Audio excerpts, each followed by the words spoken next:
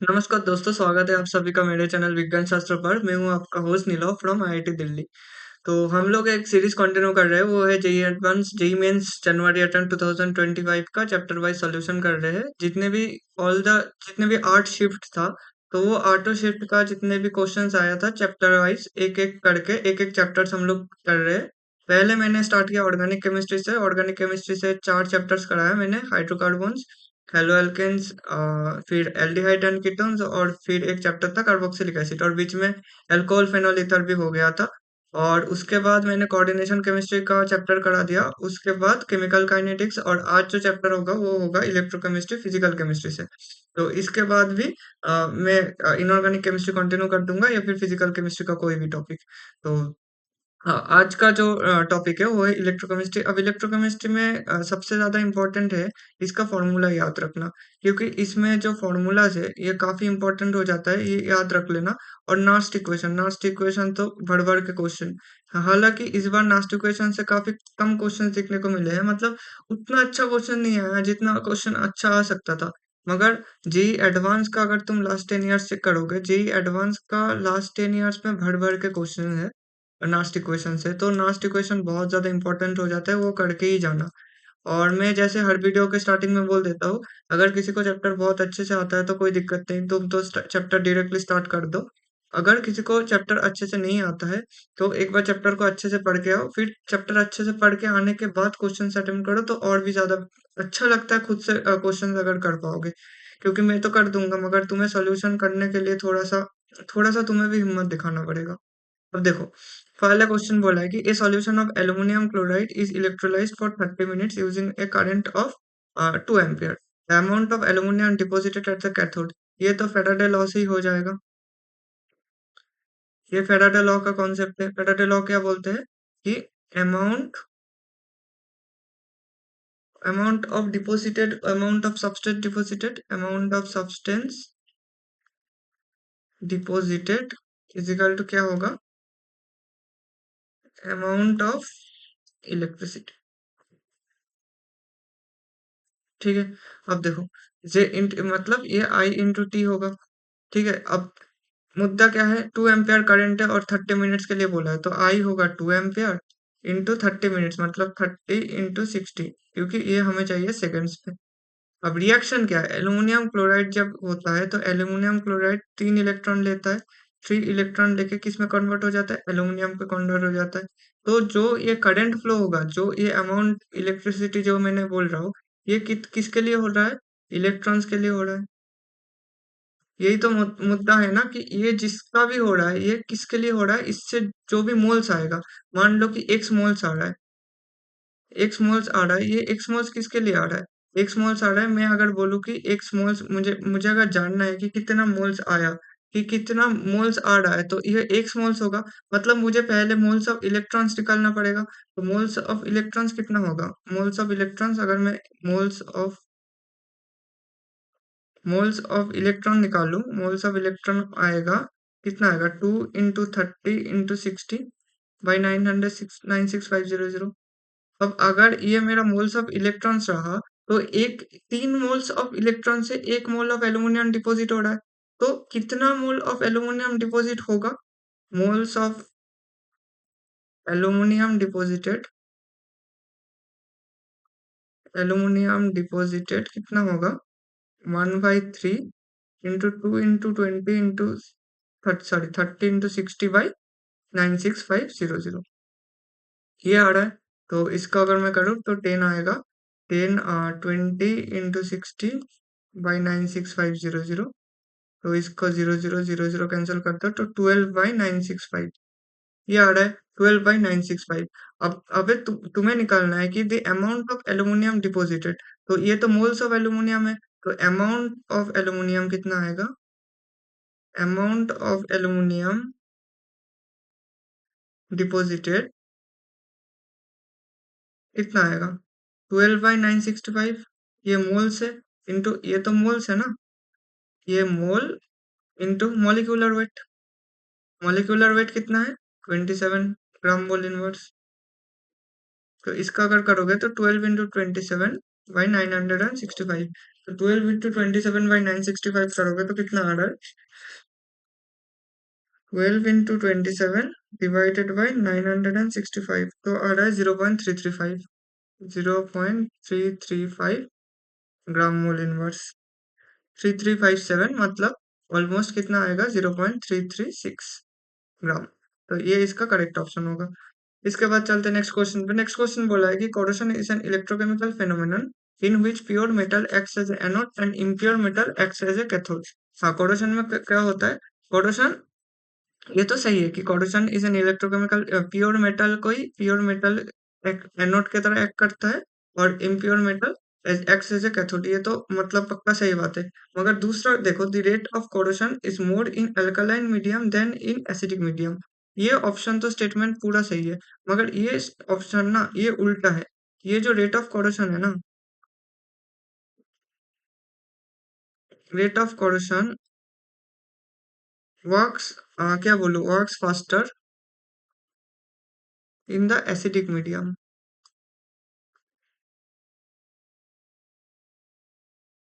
rather in the alkaline medium। ठीक है? क्यों? क्योंकि जो H प्लस है ना, जो H प्लस है वो क्या करता है? H plus accelerates. H plus मतलब protons.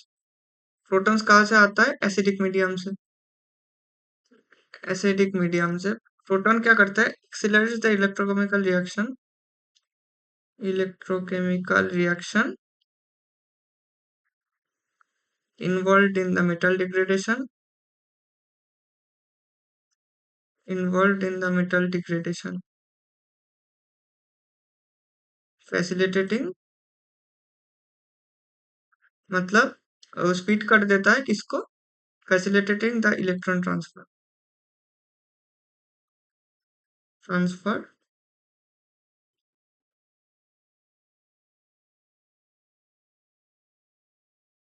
And formation of corrosion products, formation of the corrosion product, corrosion product. ठीक है? तो H प्लस क्या करता है? H प्लस सीधा मुद्दा है, H प्लस उसको इलेक्ट्रोकेमिकल रिएक्शन को बहुत ज्यादा एक्सीलरेट करता है in the metal degradation, facilitating the electron transfer. जो इलेक्ट्रॉन ट्रांसफर हो रहा है वो बहुत ज्यादा अमाउंट में हो जाता है, उसके वजह से रिएक्शन भी एक्सीलरेट हो जाता है, और रिएक्शन जितना ज्यादा एक्सीलरेट होगा उतना ज्यादा कोरोशन होगा। तो statement one is true and statement two is false. तो इसका जो करेक्ट ऑप्शन है वो है फोर्थ ऑप्शन। इसके बाद चलते हैं नेक्स्ट क्वेश्चन पे। ये जो क्वेश्चन है ना, ये लेटिमार्क डायग्राम का क्वेश्चन है। इसे बोलते हैं लेटिमार्क डायग्राम। अब लेटिमार्क डायग्राम कैसे, किसको क्या होता है, इसके लिए क्या करना पड़ता है देखो। तो ये सीधा सीधा है ना, इसको ऐसे लिख दो, FeO4 2 minus Fe3 plus Fe2 plus और आयरन, जीरो ऑक्सीडेशन स्टेट में। ठीक है? इसका है 2.0 वोल्ट, इसका है 0.8 वोल्ट, और इसका है -0.5 वोल्ट। और इसको हमें पूछा गया है कि FeO4 2 माइनस से Fe2 प्लस का कितना x होगा, यही पूछा है। तो इसको करने के लिए ना, देखो ये स्टेप तो तुम्हें जरूरी ही नहीं है। इस दोनों को, ये तो FeO4 2 माइनस से Fe2 प्लस जा रहा है, मतलब ये सबसे FeO4 मतलब ये कितना ऑक्सीडेशन स्टेट में है ये देख लो पहले। इसका है x-8 equal to -2, x equal to +6, मतलब आयरन +6 ऑक्सीडेशन स्टेट से +2 में जा रहा है। और हमें पूछा है कि +6 से +2 जाने में कितना ई नॉट मतलब स्टैंडर्ड रिडक्शन पोटेंशियल आएगा। और इस दिया है कि +6 से +3 जाने में इतना आता है, और +6 से +3 से +2 में जाने में इतना आता है। अब +2 से आयरन जीरो ऑक्सीडेशन स्टेट में जाने में कुछ भी आए, हमें उससे कुछ फर्क नहीं पड़ता। तो करना क्या है, जो भी खेल हमें खेलना पड़ेगा वो किस में खेलना पड़ेगा? गिब्स फ्री एनर्जी में खेलो, गिब्स फ्री एनर्जी में खेलोगे। डायरेक्ट हम लोग इधर क्यों नहीं ऐड कर रहे हैं कि डायरेक्ट ऐसा तो हो सकता है ना कि ये ई नॉट है, ये भी तो ई नॉट है, तो इन दोनों को ऐड करके 2.8 भी तो लगा सकते हैं हम। मगर ई नॉट को हम लोग यूज नहीं कर सकते, क्योंकि ई नॉट क्या है, ई नॉट एक इंटेंसिव प्रॉपर्टी है, इंटेंसिव प्रॉपर्टी को हम लोग ऐड नहीं कर सकते। इसलिए हमें क्या करना पड़ेगा, हमें एक्सटेंसिव प्रॉपर्टी को ऐड करना पड़ेगा। और एक्सटेंसिव प्रॉपर्टी क्या है? एक्सटेंसिव प्रॉपर्टी है Gibbs free energy. Gibbs free energy क्या है? एक एक्सटेंसिव प्रॉपर्टी। एक्सटेंसिव प्रॉपर्टी किस क्या किया जा सकता है? It can be added, it can be subtract, subtract. इसको हम एट सब्सट्रैक्ट कर सकते हैं, ठीक है। तो हमें डेल जी का मतलब क्या है, del G is equal to minus n F E not of cell, ठीक है, minus del G in minus n F E not of cell. तो इसका अगर मैं पूछूं कि ये F E four two minus, तो del G of F E four two minus से एफ ई टू जाने का जो डेल जी आएगा वो किसके बराबर आएगा, ये अगर डेल जी वन मान लूँ या डेल जी टू मान लूँ, तो ये आएगा del G one plus del G two, ठीक है। अब minus n F E naught क्या आएगा, minus n F E naught one plus minus n F E naught two. इधर से सारे में से F F F F cancel कर दो, नेगेटिव साइन को हटा दो, तो कितना आ रहा है, n E naught is equal to n E one naught plus n E two naught. अब देखो ये जो बड़ा वाला एन है वो +6 से +2 जा रहा है, तो चेंज ऑफ इलेक्ट्रॉन्स कितना है, 4 ऑक्सीडेशन स्टेट में चेंज जा रहा है, +6 से +2 जा रहा है, और उसके ई नॉट हमें निकालना पड़ेगा। अब ये पहला वाला एन वन कितना आएगा, ये एन वन और एन टू है, एन वन कितना आएगा, +6 से +3 जा रहा है, मतलब 3 इंटू ई वन नॉट कितना है 2.0 वोल्ट, प्लस एन टू कितना होगा 1, क्योंकि +3 से +2 जा रहा है, इंटू ई नॉट कितना है 0.8 वोल्ट। तो ई नॉट क्या आएगा, 6 प्लस 0.8 बाई 4, मतलब 6.8/4, मतलब 1.7 वोल्ट। तो 1.7 वोल्ट जो आ रहा है उसका सही ऑप्शन आ रहा है। तो ये इस क्वेश्चन का आंसर फर्स्ट ऑप्शन होगा। तो ये क्वेश्चन ज्यादा मतलब लेटिमर डायग्राम से क्वेश्चन तो पूछ ही देता है, लेटिमर डायग्राम बहुत इंपॉर्टेंट है, ये करके जाना। हाँ, लेटिमर डायग्राम में ऐसा कुछ खास नहीं है, मगर ये चीज तुम्हें बस पता चलना चाहिए कि गिब्स फ्री एनर्जी, ये बहुत आसान क्वेश्चन होता है, ये मतलब बहुत कोडिंग होता है कि Gibbs free energy extensive property है, और तुम्हारा जो स्टैंडर्ड रिडक्शन पोटेंशियल है, स्टैंडर्ड रिडक्शन पोटेंशियल जिसे बोलते हैं क्या, ई नॉट, वो तुम्हारा क्या है, जो स्टैंडर्ड रिडक्शन पोटेंशियल है, standard reduction potential,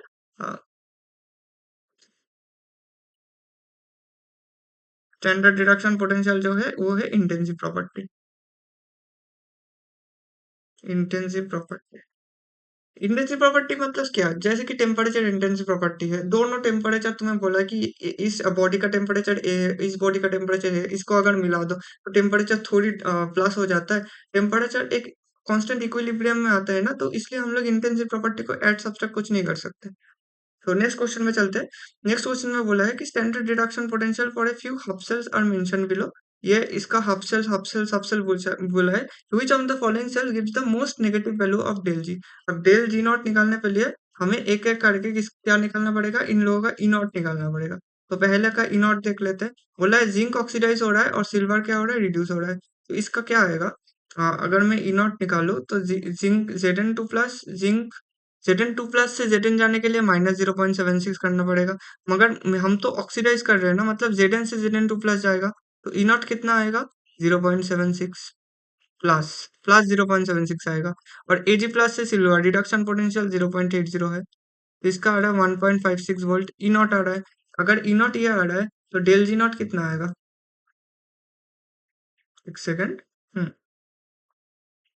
minus n F E naught, minus n n कितना है, 2 इलेक्ट्रॉन्स का बोल रहा है, तो -2 इंटू 1.56 एफ, यही आ रहा है, ठीक है।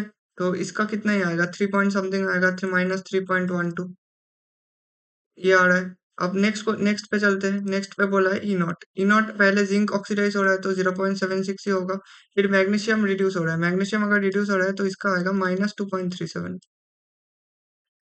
तो 0.76 माइनस 0.76 माइनस 1.61, इसका -1.61 वोल्ट आ रहा है, ठीक है। तो इसके लिए डेल जी नॉट करो तो डेल जी नॉट कितना आएगा, -2 electron, two into F into -1.61 volt. तो इसका कितना आ रहा है, 1.61 इंटू टू, मतलब 3.22 प्लस 3.22 वोल्ट। तो इसका तो पक्का नहीं होगा, क्योंकि ये बोला है कि most negative value, the most negative value, ये तो नेगेटिव वैल्यू, ये तो सीधा पॉजिटिव आ गया, मतलब ये स्पॉन्टेनियस रिएक्शन है ही नहीं। ये क्या है, non spontaneous reaction, non spontaneous reaction. Spontaneous reaction, non spontaneous reaction कब होता है, जब डेल जी ग्रेटर देन 0 होता है, और स्पॉन्टेनियस कब होता है, स्पॉन्टेनियस होने के लिए हमें डेल जी लेस देन 0 होना पड़ता है। तो इसके बाद चलते हैं, इसके बाद बोला है सिल्वर ऑक्सीडाइज हो रहा है और मैग्नीशियम रिड्यूस हो रहा है। सिल्वर ऑक्सीडाइज हो रहा है मतलब टी नॉट आएगा इसका -0.80 प्लस मैग्नीशियम Mg2 -2.37। इसका कितना आ रहा है 2.37 7 प्लस 0.8 -3.17 -3.17 वोल्ट। मतलब इसका डेल जी नॉट कितना आएगा माइनस इन एफ। अब एन कितना होगा 2 इलेक्ट्रॉन 2 इंटू एफ इंटू 3.17, वो भी माइनस में -1, ठीक है। तो इसका वोल्ट आएगा, तो इसका कितना आ रहा है माइनस प्लस 6.34 एक वोल्ट। तो ये भी तो पॉजिटिव साइन में आ रहा है, मतलब ये भी क्या है, ये भी एक नॉन स्पॉन्टेनियस रिएक्शन में, मतलब ये भी नहीं होगा, ये भी नहीं होगा क्योंकि फर्स्ट वाला तो फिर भी थोड़ा नेगेटिव वैल्यू दिखा रहा है। अब लास्ट वाला देख लेते हैं, कॉपर, कॉपर से कॉपर 2 प्लस जा रहा है, तो इसका ई नॉट कितना आएगा, कॉपर से कॉपर 2 प्लस जाने में -0.34 आ रहा है, plus silver to silver, silver reduce हो रहा है मतलब 0.80, ठीक है। तो इसका क्या वैल्यू आ रहा है 0.8 माइनस 0.34, तो 0.46 वोल्ट, 0.46 वोल्ट। और इसका अगर डेल जी नॉट कैलकुलेट करोगे तो माइनस एन, एन कितना होगा 2 इलेक्ट्रॉन 2f इंटू 0.46 वोल्ट में आएगा, तो -0.92 वोल्ट आएगा।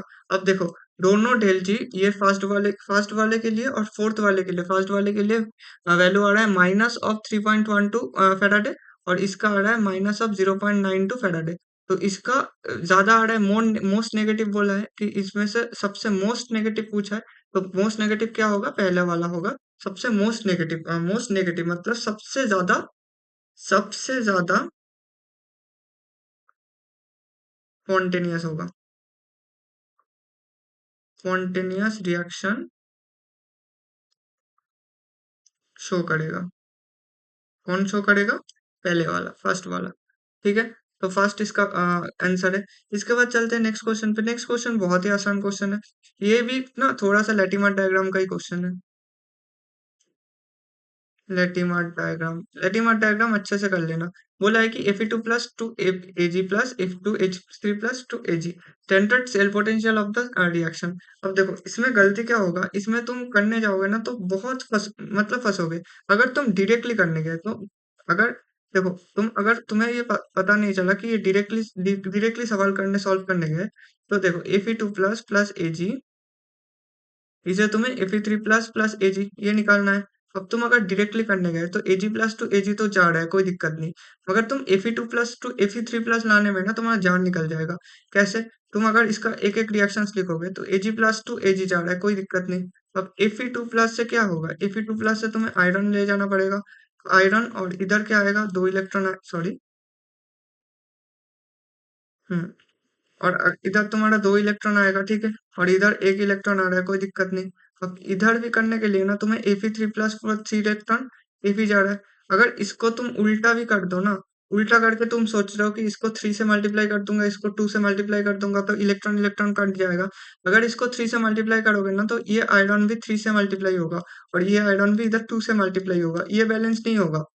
और तुम्हारा जो नेट रिएक्शन है ना, इस नेट रिएक्शन में कोई आयरन नहीं है, तो इधर आयरन 2 प्लस 3 प्लस आ रहा है, और सिल्वर प्लस से सिल्वर जा रहा है। तो ये ध्यान रखना, मतलब ये थोड़ा सा देख लेना, क्योंकि मतलब डायरेक्टली ये सवाल सॉल्व नहीं होगा। तो इसमें अगर लेटिमर डायग्राम का कॉन्सेप्ट लगाओगे तो आसानी से हो जाएगा। अब लेटिमर डायग्राम में मैं क्या बोला हूँ, पहले लिखो सबसे ज्यादा ऑक्सीडाइज Fe3+2, और उसमें से जाओ सबसे ज्यादा रिड्यूस्ड Fe तक, ठीक है।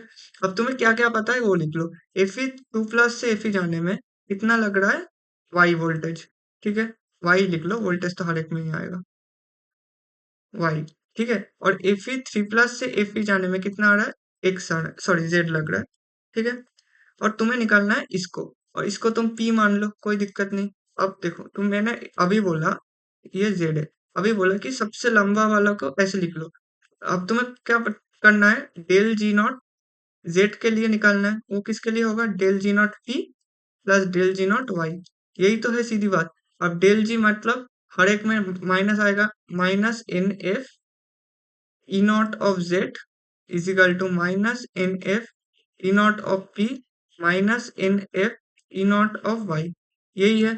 अब हर एक से माइनस माइनस कट दो और एफ एफ कट दो, तो क्या आएगा, n of Ez naught is equal to n of Ep naught plus n of Ey naught. ठीक है, अब n कितना आएगा, पहले वाला n क्या है, पहले वाला 3 इलेक्ट्रॉन से Fe प्लस 3 ऑक्सीडेशन स्टेट जा रहा है Fe 0 ऑक्सीडेशन स्टेट में, तो चेंज इन इलेक्ट्रॉन्स 3 है और Ez नॉट कितना है, Z। ठीक है, अब ये P वाला में क्या हो रहा है, Fe3 प्लस से 2 प्लस जा रहा है, तो इसका तो 1 ऑक्सीडेशन चेंज हो रहा है और Ep नॉट क्या है, P है, और इसका क्या हो रहा है, 2 इलेक्ट्रॉन चेंज हो रहा है और Ey क्या है, Y है। तो इससे अगर P निकालोगे तो P क्या होगा, 3Z माइनस 2Y। ठीक है, तो तुम्हें ये 3Z माइनस 2Y है क्या, ये P है in out of Fe3 plus to Fe2 plus equal to 3Z minus 2Y। अब तुम रिएक्शन में जाओ, अब इस रिएक्शन को अगर खोल के लिखोगे तो तुम्हें पता है कि Ag प्लस इलेक्ट्रॉन लेके, एक इलेक्ट्रॉन लेके सिल्वर में ऑक्सीडाइज हो रहा है, तो दूसरा क्या होगा, Fe2 प्लस कन्वर्ट होगा Fe3 प्लस में और एक इलेक्ट्रॉन कन्वर्ट होगा, और ये दोनों रिएक्शन को अगर सम करोगे तो ये तुम्हारा नेट रिएक्शन आएगा।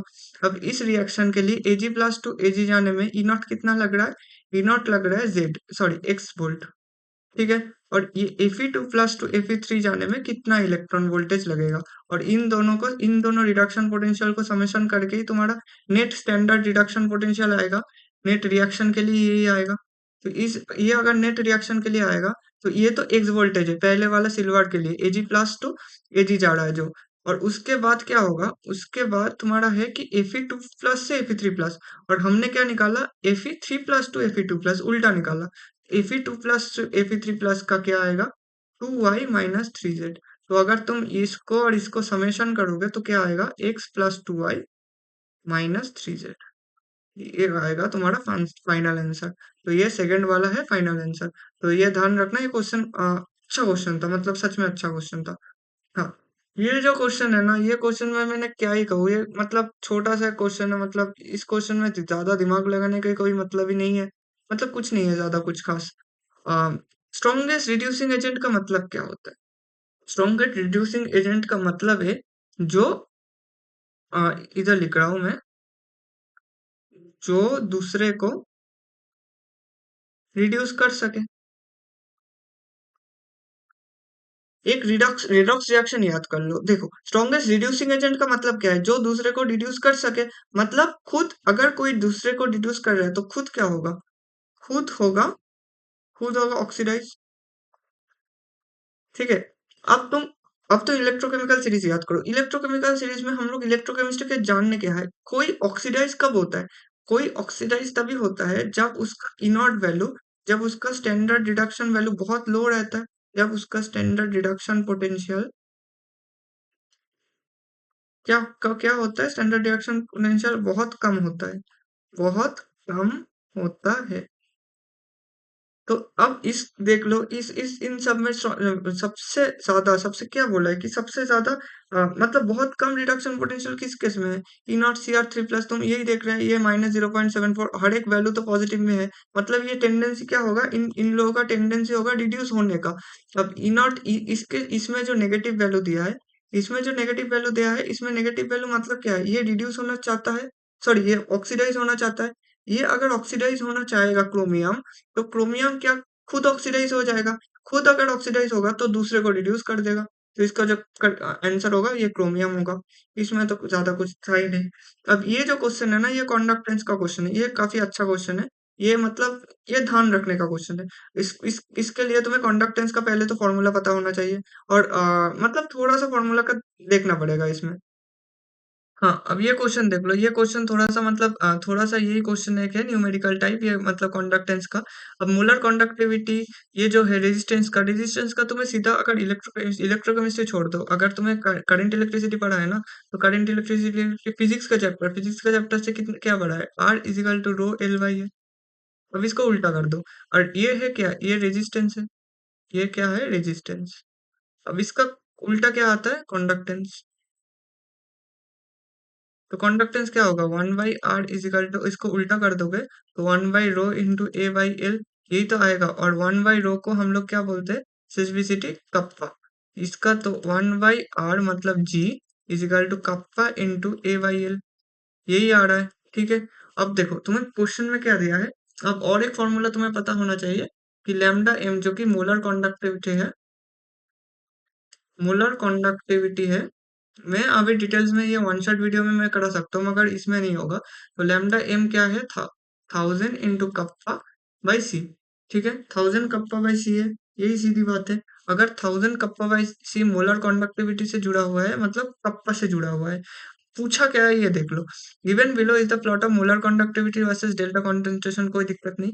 पूछा है कि for higher concentration of KCl the resistance of the conductivity cell is 1000 ohm. बोला है कि हायर कॉन्सेंट्रेशन ऑफ केसीएल, और ये केसीएल का ही प्लॉट है। केसीएल का दोनों प्लॉट दिया है 0.1 और 0.15। अब 0.1 और 0.15 में हायर कॉन्सेंट्रेशन क्या है, तो अगर मैं कॉन्सेंट्रेशन लिखूं 0.15 कॉन्सेंट्रेशन में रेजिस्टेंस है 100 ओहम। तो इसको हमें एक रिलेशन में पकड़ना चाहिए कि कॉन्सेंट्रेशन और रेजिस्टेंस का एक रिलेशन चाहिए, सीधी बात है। अब कॉन्सेंट्रेशन क्या है, कप सी है, तो हमें इधर से कप्पा का रिलेशन एक निकाल लेते हैं क्योंकि हमें डेल एम का वैल्यू इधर से दिया है। डेल एम मतलब मोलर कंडक्टिविटी का। तो कप्पा का वैल्यू क्या होगा, कप्पा होगा del m into c by 1000। या फिर मैं ऐसे लिख सकता हूँ कि kappa proportional to del m into c. ठीक है, कोई दिक्कत नहीं। और हमें और एक चीज क्या पता है कि कप्पा क्या है। या फिर कॉन्सेंट्रेशन को ऐसे लिख दो, concentration is equal to concentration proportional to kappa, kappa by del. अब कप्पा का मतलब क्या है, कप्पा किसके साथ प्रोपोर्शनल है, कप्पा प्रोपोर्शनल है, कप्पा अगर प्रोपोर्शनल, ये देखो 1/r is equal to kappa into a by l, सीधी बात है। 1/, ये 1 है। तो कप्पा और आर का रेजिस्टेंस का क्या इनवर्स प्रोपोर्शनल है। अगर कप्पा और रेजिस्टेंस का इनवर्स प्रोपोर्शनल है तो हम ऐसे भी तो लिख सकते हैं कि क्या है, डेल्टा एम इंटू सी। देखो, मैं और आसान कर देता हूँ। ये कप्पा होगा, कप्पा के साथ क्या लिख सकते हो, 1/Rn, are into delta M. तो हमें कॉन्सेंट्रेशन पता है, हमें अगर कॉन्सेंट्रेशन पता है तो रेजिस्टेंस निकालना पड़ेगा। तो रेजिस्टेंस क्या होगा, resistance is equal to resistance proportional to 1/डेल्टा एम इंटू सी। तो R1/R2 is equal to R1 क्या होगा, उल्टा होगा, तो ये डेल्टा एम इंटू सी का 1, ये डेल्टा एम इंटू सी का 2। ये डेल्टा R1 कितना है, अगर मैं हायर कॉन्सेंट्रेशन से लिए लिखूं, R1 क्या है, हायर कॉन्सेंट्रेशन जो कि है 100 ओम। 100 ओम, और ये R2 होगा। ये 100 किसके लिए आ रहा है, 100 के लिए, 100 आ रहा है 0.15 के लिए। तो 0.15 होगा, तो लैम्डा एम कितना होगा इसमें, जो डेल्टा एम है, एक सेकंड वो इसके लिए डेल्टा एम कितना होगा, 8 सी एक्स।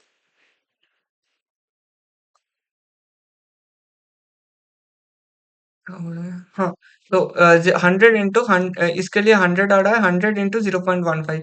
तो इसके लिए क्या आएगा, 100 इंटू कॉन्सेंट्रेशन। अब कॉन्सेंट्रेशन ये रूट सी है, ये हमें कॉन्सेंट्रेशन चाहिए, इसका स्क्वायर रूट का वैल्यू 0.15 है। तो कॉन्सेंट्रेशन का वैल्यू क्या है, 0.15 इंटू 0.15। और इसके लिए आर टू के लिए कितना आ रहा है, जब लोअर कॉन्सेंट्रेशन होगा, डाइल्यूट कॉन्सेंट्रेशन होगा, डाइल्यूट कॉन्सेंट्रेशन 0.1 है। 0.1 के लिए कितना आ रहा है, 150 आ रहा है वैल्यू। तो इसका आएगा 150 इंटू 0.1 इंटू 0.1। ठीक है, तो इस, तो अगर हमें R2 का वैल्यू निकालना है तो R2 क्या आएगा, 100 इंटू 100 इंटू 0.15 भाई कितना आ रहा है, 150 इंटू 0.10 इंटू 0.10। तो इधर से हम लोग पॉइंट का वैल्यू उठा दो, 10 10 100 होता है, 100 गया, और इधर से 15 करके 10, 10 से ये 10 आया। तो जो वैल्यू आ रहा है वो आ रहा है 150। तो x का जो वैल्यू है वो आ रहा है 150। ठीक है, कोई दिक्कत नहीं। हम लोग अब नेक्स्ट क्वेश्चन पे चलते हैं। ये जो क्वेश्चन है, ये क्वेश्चन अच्छा क्वेश्चन है।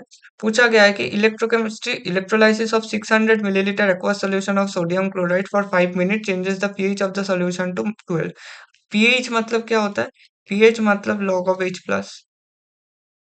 ठीक है, तो H प्लस का कॉन्सेंट्रेशन कितना आ रहा है, H प्लस का कॉन्सेंट्रेशन अगर मैं इधर से पूछूं तो कितना आएगा, माइनस H प्लस का कंसेंट्रेशन, या फिर थोड़ा आसान कर देता हूँ, लॉग ऑफ H प्लस का कितना आ रहा है, माइनस ऑफ पीएच। और माइनस ऑफ पीएच, और अगर इधर से H प्लस का कॉन्सेंट्रेशन लॉग उठा दो तो 10 to the power minus of pH, ये सीधी बात है।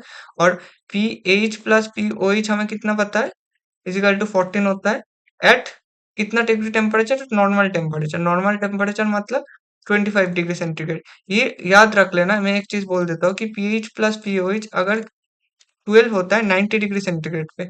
अगर कभी बोला कि 90 टू 100 डिग्री सेंटीग्रेड पे रिएक्शन हो रहा है या पीएच और पीएच का, ये याद रख लेना, इसका टोटल 12 होता है। अब कुछ बोला नहीं है टेम्परेचर का खास, तो 14 मान के चलो। तो अगर पीएच पीओएच निकालना चाहिए तो 14 माइनस पीएच होगा। तो ठीक है। अब इसमें बोला, इसमें क्या पूछा है कि H प्लस का कॉन्सेंट्रेशन कितना होगा जब 10 to the power minus pH रहेगा। तो 10 to the power minus pH, तो इसके लिए क्या होना पड़ेगा, पहले H प्लस ही निकाल लो, पीएच निकाल लो। पीएच क्या होगा, 10 to the power minus of 12। ठीक है। अब अगर OH माइनस निकालना चाहे तो OH माइनस कितना आ रहा है, OH माइनस आएगा 10 to the power minus 2।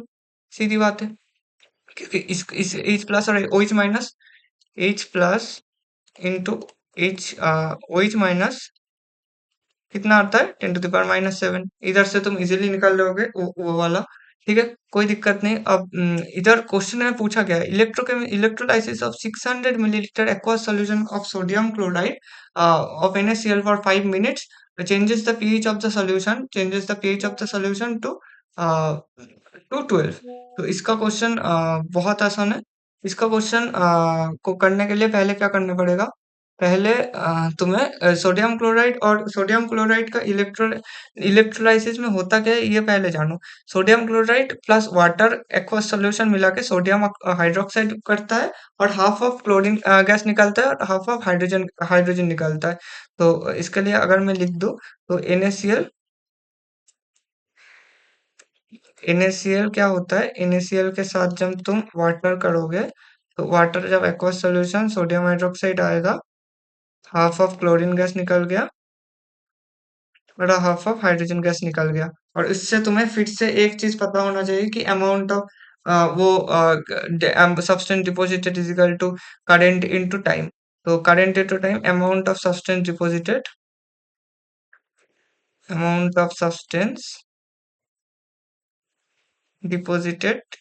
Is equal to electricity, amount of electricity. अगर ये अमाउंट ऑफ इलेक्ट्रिसिटी है, ये सीधी बात है, अमाउंट ऑफ इलेक्ट्रिसिटी। तो OH माइनस का कॉन्सेंट्रेशन कितना आया, क्योंकि पीएच 12 में चला गया, तुम्हें सोडियम हाइड्रोक्साइड बेसिक कॉन्सेंट्रेशन चाहिए। तो बेसिक कॉन्सेंट्रेशन तुम्हें कितना है, बेसिक सोडियम हाइड्रोक्साइड हाइड्रोलाइज होकर बन रहा है तो OH माइनस है ना, ये सीधी बात है। OH माइनस कितना बन रहा है, 10 टू द पावर माइनस 2। तो ये बन रहा है 10 टू द पावर -2 ऑफ -2। और हमें तो अमाउंट ऑफ सब्सटेंस के लिए मोल्स चाहिए। तो 10 टू द पावर -2 कॉन्सेंट्रेशन है। कॉन्सेंट्रेशन से मोल्स निकलने के लिए कितना होगा, वॉल्यूम से डिवाइड कर दो। ये 600 मिलीलीटर है। 600 मिलीलीटर को अगर तुम लीटर में कन्वर्ट करने चाहो तो कोई दिक्कत नहीं, उसको 1000 से कर दो मार्क। ठीक है। इसके साथ क्या होगा, इसके साथ इंटू 996,500 फैराडे लॉ से, और इंटू कितना आ रहा है, इतना आई इंटू टाइम। अब टाइम इधर 5 मिनट्स दिया है, और ये टाइम हमेशा किस किस में लेना पड़ता है, सेकंड्स में लेना पड़ता है। मतलब 5 मिनट्स इंटू 30 में कन्वर्ट कर दिया सेकंड्स में। तो 10 to the power -2 into 6/10 into 96500 is equal to I into 150। और ये 10 टू द पावर -2, ये दोनों जीरो खत्म हो गया। तो इसका अगर करूँ तो कितना आ रहा है, आई का वैल्यू कितना आ रहा है, आई का वैल्यू आ रहा है 965 इंटू 6/10 इंटू 150।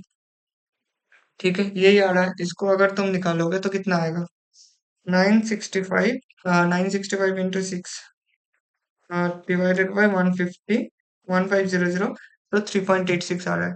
तो इसका जो करंट का वैल्यू आ रहा है वो 3.86 का आसपास आ रहा है। 3.86 का आसपास आ रहा है।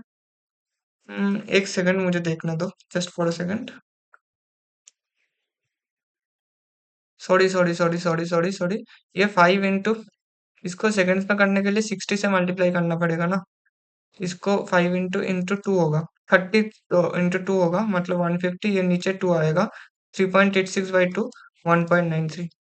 तो इसका जो नियरेस्ट इंटीजर होगा ये एम्पियर में आ रहा है। तो ये 1.93 अगर क्लोजेस्ट टू डिजिट में चाहे तो 1.93 कर देना। और अगर तुम्हें सिंगल डिजिट नियरेस्ट इंटीजर में बोल रहा है तो इंटीजर कितना होगा, इंटीजर होगा 2 एम्पियर। तो इसका नियरेस्ट इंटीजर इंटीजर का वैल्यू आ रहा है 2। तो इसके बाद हम लोग चलते हैं नेक्स्ट क्वेश्चन पे। नेक्स्ट क्वेश्चन में क्या पूछा है, और 5-6 क्वेश्चन है, ज्यादा क्वेश्चन नहीं है। For a magnesium to Mg2 plus और Ag2 Ag plus the correct Nernst equation है। ये नास्ट इक्वेशन का ये क्वेश्चन बहुत अच्छा मतलब इसमें क्वेश्चन में ज्यादा कुछ है ही नहीं करने के लिए। अब तुम्हें पता है कि लेफ्ट साइड में जो होता है वो ये क्या बोलता है, ये इसमें ऑक्सीडेशन होता है, और इसमें क्या होता है, इसमें रिडक्शन होता है। ठीक है। अब ऑक्सीडेशन हो रहा है मतलब मैग्नीशियम से Mg2+ जा रहा है और 2 इलेक्ट्रॉन छोड़ रहा है। ये किस में हो रहा है, ये इसमें एनोड में हो रहा है, एनोड में ऑक्सीडेशन हो रहा है, कोई दिक्कत नहीं। और क्या है, Ag+ एक्वस सॉल्यूशन मतलब Ag+ से ये इधर प्लस होगा। ठीक है, Ag+ से प्लस इलेक्ट्रॉन लेके ये सिल्वर में रिड्यूस हो रहा है, रिडक्शन हो रहा है। ठीक है। अब अगर अगर तुम्हें बैलेंस करना चाहिए कि मैग्नीशियम से मैग्नीशियम प्लस Ag+ मिला के Mg2+ प्लस Ag, इसको बैलेंस करने के लिए इसको 2 से मल्टीप्लाई करना पड़ेगा, तो 2 इलेक्ट्रॉन कट जाएगा, तो 2Ag+ प्लस 2Ag। ठीक है, कोई दिक्कत नहीं। अब तुम्हारा इधर क्या है, ये इसका अगर मान लो कि इसका कोई ई नॉट आएगा, इसका सेल का कोई ई नॉट सेल आएगा, स्टैंडर्ड डिडक्शन सेल। अब लास्ट इक्वेशन क्या बोलता है, E cell is equal to E naught cell minus R T by n F log of, या फिर एल एन मान लो, कुछ भी मान लो, कुछ फर्क नहीं पड़ता। एल एन ऑक्सीडेशन प्रोडक्ट मतलब Mg2+ आ रहा है और सिल्वर का स्क्वायर। ये सिल्वर सॉलिड फॉर्म में है, ये भी क्या है, सॉलिड फॉर्म में, मतलब ये सॉलिड फॉर्म में है। और नीचे क्या आएगा, Ag+ का होल स्क्वायर इंटू मैग्नीशियम, वो भी सॉलिड फॉर्म में। ठीक है। अब ये सॉलिड फॉर्म में जो जो है उसको काट दो, उसको तो वन मान लो। तो ई सेल का वैल्यू कितना आ रहा है, ई नॉट सेल आ रहा है -RT/NF ln Mg2+ by Ag+ का होल स्क्वायर। तो ये आ रहा है, और इसको ये ऑप्शंस में देख लो, ये ऑप्शन ये वाला आएगा। इसको अगर ऐसे तुम लिख सकते हो ना, ई नॉट सेल माइनस को जगह प्लस लिख दो बाई RT/, हाँ, और n के जगह कितना आएगा, 2 आएगा, क्योंकि 2 इलेक्ट्रॉन से हम लोग क्रॉस किए, तो 2F ln सिल्वर ऊपर चला जाएगा, बाई Mg2+ आ जाएगा, Mg2+। तो ये आ रहा है, तो second option is the correct option. ठीक है, कोई दिक्कत नहीं। इसके बाद चलते हैं नेक्स्ट क्वेश्चन पे। नेक्स्ट क्वेश्चन भी बहुत ज्यादा आसान क्वेश्चन है। इसमें क्या पूछा गया है, the standard reduction potential values of some of the p block ions are given below, predict the one with the strongest oxidising capacity. Strongest oxidising capacity मतलब क्या है, ये देखो दोनों क्वेश्चन ना एक ही टाइप का पूछा था। उसमें पूछा था कि स्ट्रॉन्गेस्ट रिड्यूसिंग कैपेसिटी किसका होगा, और इसमें क्या बोल रहा है कि स्ट्रॉन्गेस्ट ऑक्सीडाइजिंग कैपेसिटी। अब स्ट्रॉन्गेस्ट ऑक्सीडाइजिंग कैपेसिटी मतलब क्या है, स्ट्रॉन्गेस्ट ऑक्सीडाइजिंग कैपेसिटी मतलब जो कि दूसरे को ऑक्सीडाइज कर सके, दूसरे को ऑक्सीडाइज कर सके, दूसरे को ऑक्सीडाइज कर सके मतलब खुद रिड्यूस हो जाए, खुद रिड्यूस हो जाए। अब खुद अगर रिड्यूस होना है तो खुद को रिड्यूस करने के लिए क्या होना पड़ेगा कि उसका जो ई नॉट वैल्यू आएगा, उसका जो स्टैंडर्ड रिडक्शन पोटेंशियल वैल्यू है वो बहुत ज्यादा है। वो जितना ज्यादा अपना स्टैंडर्ड रिडक्शन पोटेंशियल वैल्यू आएगा, उतना ही टेंडेंसी होगा कि खुद रिड्यूस हो जाए। तो ये क्वेश्चन में तुम्हें करना क्या है, इस क्वेश्चन में तुम्हें ये देखना है, मतलब सीधी बात है, इस क्वेश्चन का सीधा मतलब है कि तुम्हें अगर स्टैंडर्ड रिडक्शन पोटेंशियल जो है जिसका सबसे ज्यादा होगा, मतलब इधर से तुम देख सकते हो सबसे ज्यादा क्या है, 1.67 वोल्टेज है। मतलब आयरन आयरन 4+ टू आयरन 2+ का जो प्रोबेबिलिटी है रिड्यूस होने का, लेट आयरन बोल रहा हूँ, सॉरी, लेट का जो प्रोबेबिलिटी है रिड्यूस होने का वो सबसे ज्यादा है इन चारों में से। अगर इनका इसका रिडक्शन पोटेंशियल का वैल्यू सबसे ज्यादा है तो ये सबसे ज्यादा रिड्यूस हो जाएगा। ये सबसे ज्यादा रिड्यूस हो जाएगा तो ये दूसरे को सबसे अच्छा ऑक्सीडाइज कर पाएगा। अगर दूसरे को सबसे अच्छा ऑक्सीडाइज कर पाया तो ये सबसे ज्यादा स्ट्रॉन्गेस्ट ऑक्सीडाइजिंग कैपेसिटी बियर करता है। तो ये इसका आंसर है। इसके बाद नेक्स्ट क्वेश्चन में चलते हैं। नेक्स्ट क्वेश्चन में बोला गया है the molar conductivity of a weak electrolyte when plotted against the square root of its concentration. हमें ये फॉर्मूला तो अच्छे से ही पता है, lambda molar conductivity is equal to minus b, मान लो इसको रेट कांस्टेंट को। तो इसका ये स्ट्रॉन्ग इलेक्ट्रोलाइट के लिए और वीक इलेक्ट्रोलाइट का अलग अलग होता है। स्ट्रॉन्ग के लिए अगर पूछे तो स्ट्रॉन्ग इलेक्ट्रोलाइट के लिए ऐसा आएगा, और वीक इलेक्ट्रोलाइट के लिए कैसा आएगा, वीक इलेक्ट्रोलाइट के लिए ऐसा कुछ आता है। ये किसके लिए आता है, वीक इलेक्ट्रोलाइट के लिए। वीक इलेक्ट्रोलाइट, ये डेल एम, ये डेल एम नॉट, और ये डेल सी, रूट ओवर सी। तो पूछा क्या है, small decrease in molar conductivity is observed eight infinite dilution. A small increase in molar conductivity is observed at infinite dilution. Molar conductivity increases sharply with increase in concentration. देखो concentration बढ़ रहा है, molar conductivity तो गिर रहा है, ये तो नहीं होगा। molar conductivity decreases sharply with increase in concentration। ये जो small decrease small increase हो रहा है, ये किसके लिए वैलिड होगा, स्ट्रॉन्ग के लिए वैलिड होगा। हमेशा इंक्रीज तो नहीं होगा, ये तो पक्का है। डिक्रीज हो सकता है, ये किसके लिए होगा, ऑब्जर्व इनफाइनाइट डाइल्यूशन, ये किसके लिए होता है, स्ट्रॉन्ग के लिए। मगर वीक के लिए क्या होगा, molar conductivity decreases sharply with increase in concentration. ठीक है, क्योंकि ये एक्सपोनेंशियल एक्सपोनेंशियल डिक्रीज होता है इसमें, एक्सपोनेंशियल डिक्रीज। ठीक है, इसके बाद चलते हैं नेक्स्ट क्वेश्चन पे।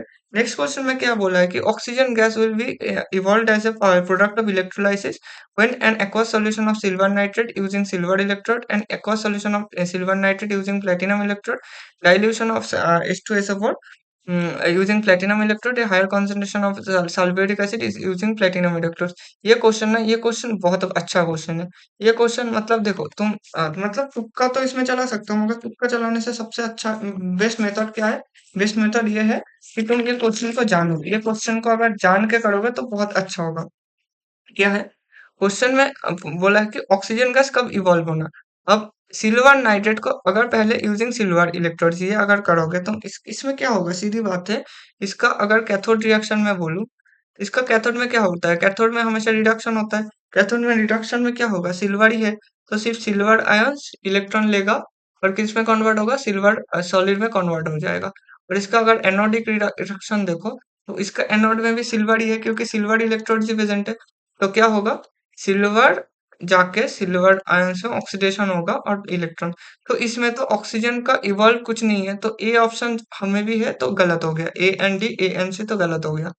ठीक है, तो मतलब बी तो पक्का होगा, ये तो तुम्हें समझ ही आ रहा है। फिर भी देख लेते हैं, अगर प्लेटिनम इलेक्ट्रोड तुम यूज करोगे तो कैथोड में क्या होगा, कैथोड में ऑक्सीडेशन ही होगा। एजी सॉरी, कैथोड में रिडक्शन ही होगा, एजी प्लस इलेक्ट्रॉन लेगा और सिल्वर में कन्वर्ट हो जाएगा। और एनोडिक रिएक्शन क्या होगा, एनोड में और क्या है, सी एक्वा सॉल्यूशन बोला है, तो एक्वा सॉल्यूशन मतलब तुम्हारे पास पानी प्रेजेंट है, तो 2H2O किस में कन्वर्ट होगा, एक तो ऑक्सीजन में कन्वर्ट हो रहा है और 4H प्लस मतलब प्रोटॉन्स में कन्वर्ट होगा और उसके साथ 4 इलेक्ट्रॉन निकलेगा। ठीक है, तो इसमें से तो ऑक्सीजन निकल रहा है, कोई दिक्कत नहीं। और पूछा वही है कि ऑक्सीजन आ रहा है कि नहीं, तो बी ऑप्शन तो सही है। अब इसके बाद बोला है कि a dilute solution of H2SO4, dilute solution of H2SO4 मतलब उसका कैथोडिक रिएक्शन क्या होगा, कैथोडिक रिएक्शन वही होगा कि डाइल्यूट H2SO4 मतलब अ, तुम्हारा प्रोटॉन प्रेजेंट है, प्रोटॉन प्रेजेंट है तो प्रोटॉन 2 इलेक्ट्रॉन लेगा और हाइड्रोजन गैस में कन्वर्ट होगा। और एनोडिक रिएक्शन क्या होगा, एनोडिक रिएक्शन वही एक्वा सॉल्यूशन ऑफ H2SO4 है, तो 2H2O ऑक्सीजन में कन्वर्ट होगा और 4H प्लस आएगा और 4 इलेक्ट्रॉन में कन्वर्ट होगा। ठीक है, और जब तुम्हारा higher concentration of sulphuric acid है, higher concentration of sulphuric acid मतलब SO4 2 माइनस, हायर कॉन्सेंट्रेशन मतलब SO4 2 माइनस का 2 माइनस कन्वर्ट है, वो रिएक्शन किस में हो जाता है, H2O8 2 माइनस, और 2 इलेक्ट्रॉन में बदल जाता है। तो वही होता है रिएक्शन, तो इसका कोई मतलब नहीं, इससे तो कोई ऑक्सीजन वक्सीजन नहीं निकलता, तो डी तो नहीं होगा। तो इसका जो करेक्ट ऑप्शन होगा वो होगा बी एंड सी ओनली। तो इसका सही option B and C only होगा। तो हाँ, तो ये देख लेना, ये क्वेश्चन मतलब ऐसे नहीं था कि ऐसे तुम तुक्का तो लगा सकते हो, इतना तो तुम्हें पता ही होगा कि बी तो तुम निकल सकते हो, कोई दिक्कत नहीं। कि सिल्वर इलेक्ट्रोड्स है कि नहीं, तो सिल्वर इलेक्ट्रोड्स मतलब जहां पर भी पानी का प्रेजेंस हो ना, देखो सिल्वर इलेक्ट्रोड तुम तो कॉन्सेंट्रेशन सेल बना दोगे कि सिल्वर नाइट्रेट और सिल्वर इलेक्ट्रोड यूज कर रहे हो, तो हमेशा सिल्वर सिल्वर ही चलेगा। जब तुम उसमें प्लेटिनम में डालोगे तो उसमें पानी का रिएक्शन हो पाएगा। और इसमें तुम हायर कॉन्सेंट्रेशन में जब तुम सल्फ्यूरिक एसिड का ऐसे तो नहीं लेते ना, बहुत सल्फ्यूरिक एसिड का हायर कॉन्सेंट्रेशन ले लोगे, सीधी बात है। तो उसमें तो पानी का पानी का कॉन्सेंट्रेशन बहुत लो है ना, तो उसमें से ऑक्सीजन गैस का निकालना बहुत मुश्किल है। जब तुम डाइल्यूट कंडीशन में सल्फ्यूरिक एसिड ले लोगे तो कोई दिक्कत नहीं होगा। और इसके बाद हम लोग चलते हैं नेक्स्ट लास्ट क्वेश्चन पे। जो लास्ट क्वेश्चन है ना, ये मतलब ये क्या ही बोले, ये तो सीधी बात है, याद करने का क्वेश्चन है। एक है ट्रांजिस्टर, हियरिंग एड्स, इन्वर्टर्स और एपोलो स्पेसशिप क्या बोला है, और इसमें एनोड कैथोड का रिएक्शन ये सब कुछ बोला है। तो इसका मुद्दा क्या है? इसका मुद्दा देख लो कि पहली बात तो तुम्हारा बोला है कि ट्रांजिस्टर, ये ट्रांजिस्टर में होता क्या है? ट्रांजिस्टर में जो एनोड में रहता है वो जिंक में होता है, और कैथोड में बोला है कि कार्बन। ये जो लगभग होता है, ये कॉन्सेप्ट होता था बहुत पुराने जमाने में, जब तुम्हारा ओल्ड ड्राई सेल जो होता है, ओल्ड ड्राई सेल में जिंक कैथोड के तरह यूज, जिंक होता है एनोड के तरह यूज होता है, और कार्बन जो कि होता है वो मैग्नीशियम ऑक्साइड डाइऑक्साइड के साथ कैथोड की तरह यूज हो जाता है हमेशा। की अभी ट्रांजिस्टर में जो है ना, कि ट्रांजिस्टर सिंपली बोलने से ये ट्रांजिस्टर थोड़ा सा अलग है। इसमें अगर ड्राई सेल बोलता तो और ज्यादा सही होता। तो ट्रांजिस्टर एक सेमीकंडक्टर डिवाइस है, और जो अभी किसके बनता है? सिलिकॉन और जर्मेनियम से बन जाता है। और उसका कोई मतलब अभी उसके लिए कोई एनोड कैथोड का मतलब नहीं बनता। मगर सही है, ये तुम बोल सकते हो कि इसमें क्या होगा, इसमें तुम्हारा जिंक आएगा एनोड पे और कार्बन आएगा कैथोड पे। ये ड्राई सेल की तरह, ओल्ड ड्राई सेल जो भी है। अब हियरिंग एड्स में क्या होता है? हियरिंग एड्स में मरकरी बैटरी यूज होता है। हियरिंग एड्स में मरकरी बैटरी यूज होता है। मरकरी बैटरी कैसे यूज होगा? मरकरी बैटरी मतलब तुम्हारा मरकरी आएगा HgO, और जिंक होता है। जो भी है ये उसको, क्योंकि वो मरकरी जो होता है ना, मरकरी और जिंक मिला के जो बनाता है, जो सेल बनाता है, उसमें उसका जो स्टेबल उसका जो स्टेबल वोल्टेज है ना, उसका जो उसको लॉन्ग लाइफ देता है और स्टेबल एक वोल्टेज बना देता है। और हाँ, मगर थोड़ा-सा मतलब अभी जो मॉडर्न में हियरिंग एड्स बन रहा है ना, ये हियरिंग एड्स में ना अभी मरकरी को हटा रहा है, क्योंकि तुम्हें पता ही है मरकरी कितना ज़्यादा टॉक्सिक है। और इन्वर्टर में हमेशा की तरह लेड स्टोरेज यूज़ होता है, क्योंकि लेड एसिड, तुम्हें ये पता होना चाहिए कि लेड एसिड हमेशा से वो इन्वर्टर्स में यूज़ होता है। और अपोलो स्पेसशिप, ये तो तुम्हें पता होना चाहिए कि हाइड्रोजन ऑक्सीजन नासा वगैरह ये सब पीछे पड़े हैं। किसके पीछे पड़े हैं? ये जो हाइड्रोजन फ्यूल से। तो अपोलो स्पेसशिप जो होगा, ये तो सेकंड का ही होगा। डी का 2 आ रहा है। तो डी का 2 कहाँ का आ रहा है? देखो, डी का 2 एक ही जगह आ रहा है।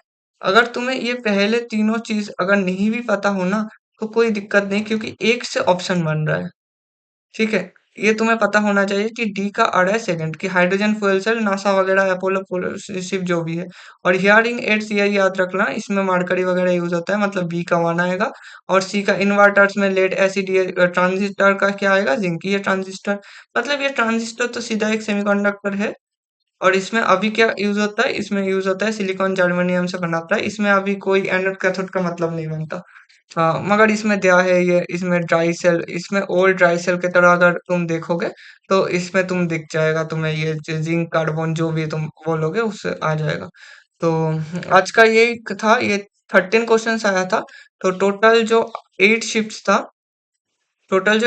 था उसमें 13 क्वेश्चंस मिला है मुझे, 13 क्वेश्चंस में से तुम देखो, लास्ट इक्वेशन से एक या दो क्वेश्चन था, और ज्यादा से ज्यादा लेटिमर डायग्राम था।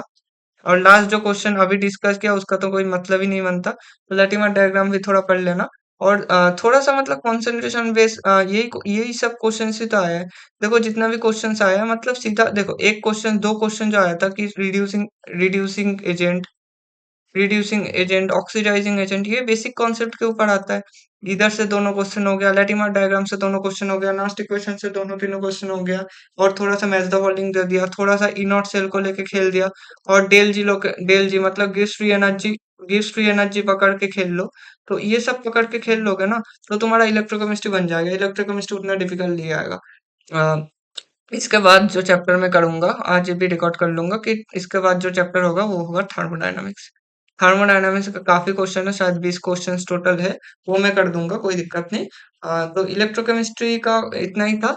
और अगर तुम्हें मतलब अभी तो ये मैं बोल रहा हूँ कि मार्च में डेली एक वीडियो आता है, डेली 1 वीडियो। ठीक है। और ये मार्च तक मैं सारे कवर कर दूंगा, सारे चैप्टर्स। सारे चैप्टर्स मतलब टोटल 25 वीडियोस होगा। ठीक है? टोटल 25 वीडियोज़ में मैं सारे सब कुछ खत्म कर दूँगा, कोई दिक्कत नहीं। और इलेक्ट्रोकेमिस्ट्री के बाद तो थर्मोडायनामिक्स आएगा ही आएगा, पक्का। और अगर तुम्हें अच्छा लगा वीडियो तो लाइक कर देना, सब्सक्राइब करना। और सबसे अच्छा अभी जो ये रिवीजन सीरीज़ चल रहा है, ये रिवीजन सीरीज़ में ये भी तुम कर सकते हो, क्योंकि जेईई एडवांस का बहुत चीज़ें रिपीट होता है। तो जेईई एडवांस का लास्ट 10 इयर्स का सीरीज़ मैं ऑलरेडी कर चुका हूँ। लास्ट 10 इयर्स का सीरीज़ मैं ऑलरेडी कर चुका हूँ। अगर किसी को मन चाहे, उसमें 26 टू 27 वीडियोज़ है, तो उसमें वो देख लेना, 26 टू 27 वीडियोज़ तुम देख लेना। तो यही था आज का वीडियो के लिए। थोड़ा-सा मतलब कमेंट सेक्शन कर दो, कमेंट-वमेंट पे कर दो। हाँ, वो मुझे थोड़ा-सा मोटिवेट करता है। तो यही था आज का वीडियो में। मिलते हैं नेक्स्ट वीडियो थर्मोडायनामिक्स को लेके। और जितना ज़्यादा तुम लोग सपोर्ट करोगे, उतना ज़्यादा मुझे भी मोटिवेट होगा, मैं भी मोटिवेट होऊँगा वीडियोज़ बनाने के लिए। तो थोड़ा-सा सपोर्ट कर देना, और इसके लिए थैंक यू। और मिलते हैं आईआईटी दिल्ली या आईआईटी बॉम्बे, जो भी आईआईटीज़ में। Okay, bye.